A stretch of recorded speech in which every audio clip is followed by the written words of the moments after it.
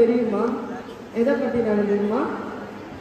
பெண்களுக்கு, கர்ப்பமான பெண்களுக்கு. சரி, இது வரைக்கும் நம்ம வந்துட்டு கர்ப்பமான பெண்கள் என்ன பண்ணணும், என்ன சாப்பிடணும், ஹாஸ்பிட்டல் விசிட் எங்கெல்லாம் எப்பெல்லாம் போகணும், என்ன பிளட் இன்வெஸ்டிகேஷன், ஸ்கேனிங் பண்ணணும் எல்லாம் பார்த்தோம். ரைட்? குழந்தை அம்மா ஹாஸ்பிட்டல் போய் எல்லாம் பண்ணிட்டு அதுக்கப்புறம் என்னது, குழந்தை பிறக்கிற சமயங்கள். ஓகேவா? ஸோ அதில் வந்துட்டு நம்ம என்ன பார்க்கணும்னு சொல்ல நினைக்கிறீங்க நீங்க? குழந்தை பிறந்த உடனே நம்ம என்ன பண்ணணும்? கை காலெல்லாம் நல்லா இருக்குதா? புரியல. கை காலெல்லாம் நல்லா இருக்குதா? குழந்தை கை கால் நல்லா இருக்குதா, நல்ல ஆரோக்கியத்தோட பிறகுதா, காது கேட்குதா, கண்ணு எல்லாம் செக் பண்ணணும். ஆனால் குழந்தை வந்துட்டு உயிர் வாழ்றதுக்கு என்ன தேவை? குழந்தைக்கு சாப்பாடு தேவையில்ல. என்ன சாப்பாடு கொடுப்பீங்க குழந்தைக்கு? தாய்ப்பால். ரைட், தாய்ப்பால். ஸோ அந்த தாய்ப்பால் தான் ரொம்ப அவசியம் குழந்தைக்கு, இல்லை? ஆனா குழந்தை பிறந்தோம்னா எல்லாரும் தாய்ப்பால் தான் கொடுக்குறீங்களா? உங்க காலத்துலயும் இப்போ நீங்க வந்துட்டு சில 60s கிட்ஸ் 70s கிட்ஸ் உங்க வயசுக்கு முன்னாடி உள்ளவங்க எல்லாம் தாய்ப்பால் பிறந்த உடனே கொடுக்க கூடாதுன்னு சொல்லுவாங்க. அந்த மஞ்சள் கலர்ல கட்டியா வந்துட்டு ஒரு பால் சுரக்கும். அது நல்லதா கெட்டதா? அது நல்லதா? அதனால என்ன பயன்கள்? குழந்தைக்கு அந்த கெட்டியான பால் கொடுக்கறதுனால என்ன பயன்கள்? நோய் எதிர்ப்பு சக்தி அதிகமா வரும். சூப்பர்மா, சூப்பர் சூப்பர். வேற என்ன பயன்கள்? நோய் எதிர்ப்பு சக்தி மட்டும்தான் தெரியுமா? ஆரோக்கியத்துக்கு. சூப்பர்மா, சூப்பர். அப்புறம் வேற என்ன பண்ணணும்? குழந்தையை மட்டும் பார்த்துக்கிட்டா போதுமா? இப்படிதான் பார்க்கணும். தாய் உடம்பையும் பார்த்துக்கணும். ரைட். குழந்தையும் முக்கியம், தாயும் முக்கியம். ரெண்டு பேரையும் நம்ம என்னது கேர் பண்ணி பார்த்துக்கணும். சரியா? ஸோ எப்படி கேர் பண்ணி பார்த்துப்பீங்க குழந்தைய? இன்னும் மேலாட்டு. சுத்தமா சுகாதாரமா. Super super. சுத்தமா சுகாதாரமா இருக்கணும். அதுக்கு நீங்க என்ன சொல்ல வரீங்க? சுத்தமா சுகாதாரமா இருக்கிறதுக்கு அம்மா குழந்தை என்ன எது பண்ணுவீங்க? சத்தான உணவுகளை அம்மாக்கு கொடுக்கணும். அப்ப அம்மாக்கு கொடுக்கும்போது என்ன ஆகும்? பால் நிறைய சுரக்கும். ரைட்? அப்போ தாய்ப்பால் நல்லதா? இப்போ உள்ள அம்மாக்கள் வந்துட்டு எல்லாருமே வேலைக்கு போறாங்க தானே, அவங்களுக்கு என்ன பண்ணலாம் நம்ம? தகுந்த மாதிரி செய்து கொடுக்கணும். இல்ல, அவங்களுக்கு தகுந்த மாதிரி செய்து கொடுக்கணும். என்ன செய்தி கொடுக்கலாம்னா, இப்பதான் வந்துட்டு ஒர்க்கிங் உமன்ஸுக்கு வந்துட்டு லீவ் எல்லாம் எக்ஸ்டெண்ட் பண்ணியிருக்காங்க. அது தெரியுமா? கவர்மெண்ட் வந்துட்டு லீவ் எல்லாம் கொடுக்குறாங்க. அதுவும் தவிர்த்து சில பெண்கள் வந்துட்டு 6 மாசத்துக்கு முன்னாடியே வேலைக்கு போக ஆரம்பிக்கிறாங்க. ஸோ அவங்க என்ன பண்ணலாம்னா, இந்த தாய்ப்பாலை என்ன பண்ணலாம்னா பம்ப் பண்ணலாம். இப்போ பம்ப் பண்ற மெஷின் வந்துருக்குது. அதை வந்துட்டு தாய்ப்பாலை அந்த பாட்டில்ல எடுத்து வச்சு ஒன்னே வந்துட்டு ஃப்ரிட்ஜில் வச்சு கொடுக்கலாம். கொடுக்கறதுக்கு முன்னாடி 1 மணிக்கூருக்கு முன்னாடியே வந்துட்டு அதை வந்துட்டு வெளியே வச்சுட்டு அதுக்கப்புறம் குழந்தைக்கு கொடுக்கலாம். ஃப்ரிட்ஜில் தான் வைக்கணும்னு கிடையாது, இருந்தாலும் வெளியிலே வச்சிருக்கிறாங்க. ஏன்னா தாய்ப்பால் கெட்டு போகாது. பசும்பால் மாதிரி தாய்ப்பால் என்னது கெட்டே போகாது. ஆனா இது கெட்டு போகிறதுக்கு ஈக்குவலா ஒரு கட்டுக்கதை இருக்கு. என்னன்னு சொல்லுங்க சொல்லுங்களேன். இந்த தாய்ப்பால் கெட்டு போறதுக்கு சமமா ஒரு கட்டுக்கதை இருக்கு. சில பெண்கள் வந்துட்டு ரொம்ப நேரம் வந்துட்டு குழந்தைக்கு தாய்ப்பால் கொடுக்கலன்னா பிரஸ்ட் வந்துட்டு புளிஞ்சு பால் எடுத்து வெளியே தள்ளுவாங்க. அது எதனால?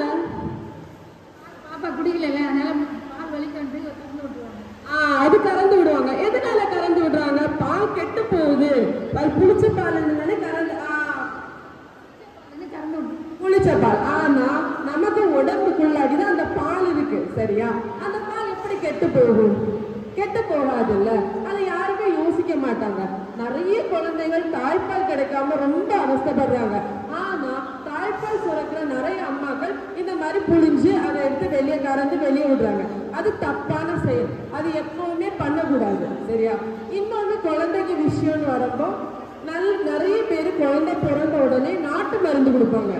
நீங்க எல்லாம் கொடுத்துருக்கீங்களா? உங்க மருமகளுக்கு எத்தனாவது மாசத்துல இருந்து கொடுத்துருக்கீங்க? குழந்தை பிறந்த பிறகு கொடுக்கலாம், கொடுக்க கூடாதுன்னு சொல்லல, கொடுக்கலாம். ஆனா அதுக்குன்னு ஒரு டைம் இருக்கு. சரியா? அது எப்போ கொடுக்கணும்னா குழந்தைக்கு வந்துட்டு எல்லாருமே வந்துட்டு 45 நாளைக்கு அப்புறமா ஸ்டார்ட் பண்ணுவாங்க. அது பண்ணவே கூடாது. 6 மாசம் வரைக்கும் பிறந்த குழந்தைக்கு தாய்ப்பால் மட்டும்தான் கொடுக்கணும். ஓகேவா? அந்த ஒரு மருந்தல் உள்ளது 1 வயசுக்கு அப்புறமோ 9 மாசத்துக்கு அப்புறமோ நீங்க ஸ்டார்ட் பண்ணீங்கன்னா குழந்தைக்கு உடம்புல ஏத்துக்கும். அது வரைக்கும் குழந்தைக்கு உடம்புல எந்த தாய்ப்பால் தவிர வேற எதுவுமே நீங்க கொடுக்க அனுமதிக்க கூடாது. ஓகேவா?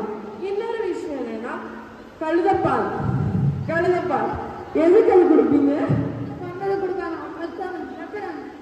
எதுக்கு?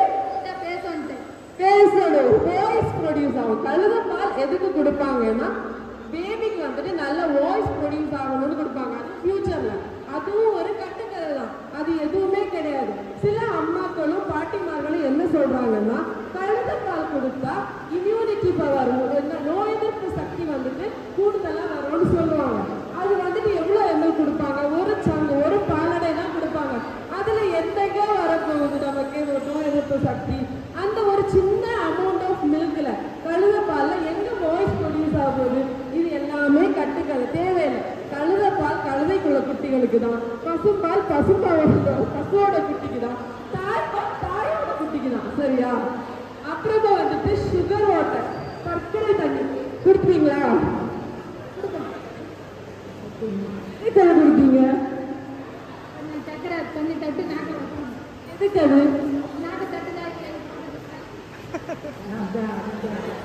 அதுக்கு அப்படி ஒண்ணுமே தேவையில்லை. குழந்தை பிறந்த உடனே சர்க்கரை தண்ணி வைக்க கூடாது. ஏன்னா அதனால பல இன்ஃபெக்ஷன்ஸ் வரலாம். இன்ஃபெக்ஷன்ஸ் தெரியும்ல, காய்ச்சல், பேதி, இது மாதிரிப்பட்ட சம்பவங்கள் குழந்தைக்கு வரலாம்.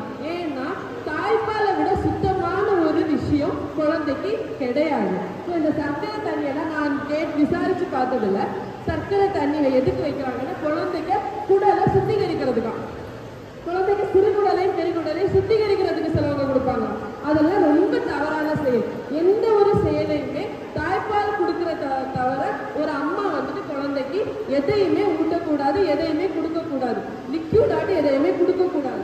அப்படியே இப்போ வந்துட்டு பவுடர் பால் கொடுக்குறாங்க இல்ல, அந்த பவுடர் பால் கூட டாக்டர் வந்துட்டு சொல்லி ஏதாவது ஒரு மெடிக்கல் எமர்ஜென்சியில கொடுக்க சொன்னாதான் கொடுக்கணும்.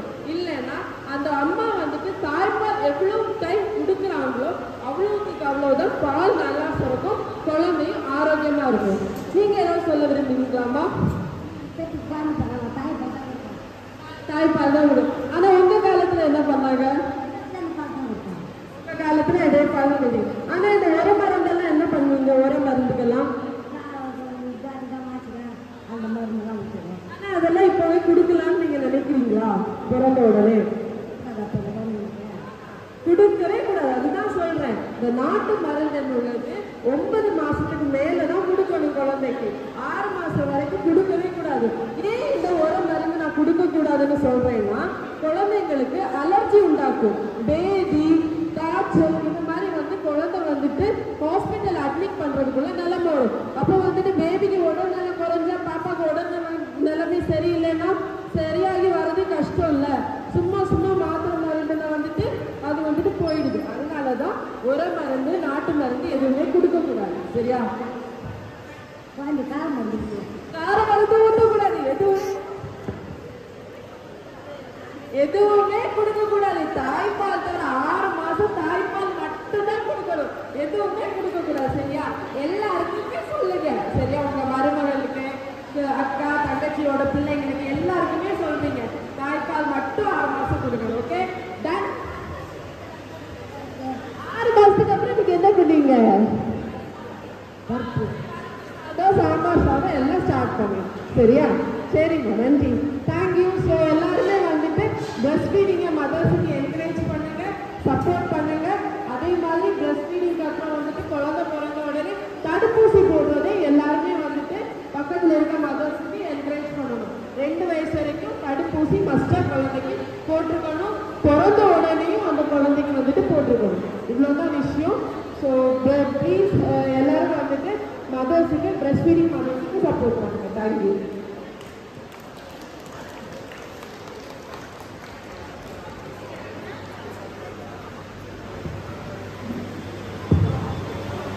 ஸோ இந்த நேரம்